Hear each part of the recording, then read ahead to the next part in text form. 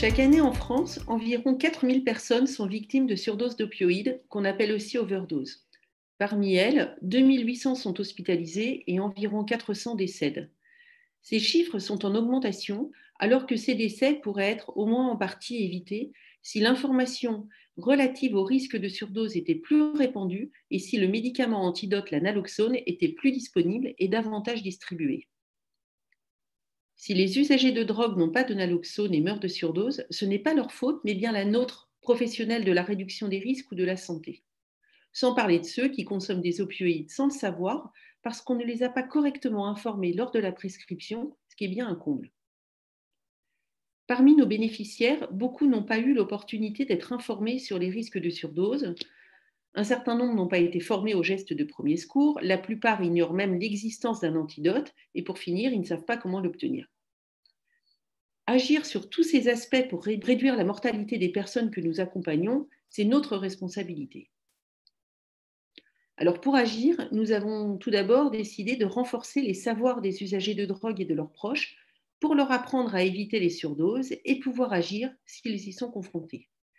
C'est l'objectif du site internet naloxone.fr que nous avons créé dès 2018. Ensuite, il est évident que pour parvenir à réduire la mortalité en cas de surdose, cela impose d'avoir de la naloxone sur soi ou chez soi.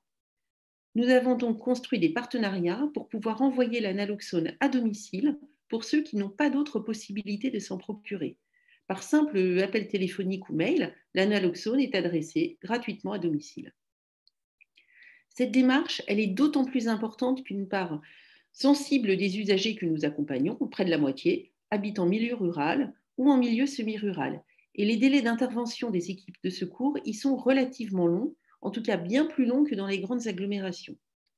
La naloxone que nous distribuons, elle a déjà servi à plusieurs occasions, et les équipes du SAMU ont plusieurs fois indiqué à nos usagers ou à leurs proches qu'ils s'en sont servis et que s'ils ne l'avaient pas administrée, les victimes de ces surdoses seraient mortes.